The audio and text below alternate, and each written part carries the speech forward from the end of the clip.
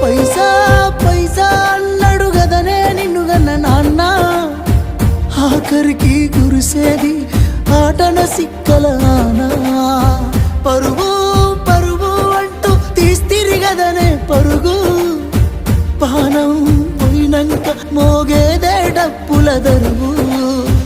ఉండదనికే హాని పిల్ల పాపాలతోని, హాయిగా బతుకేను వందేళ్ళు.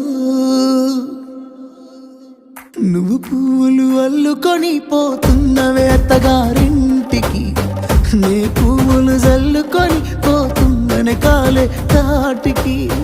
నువ్వు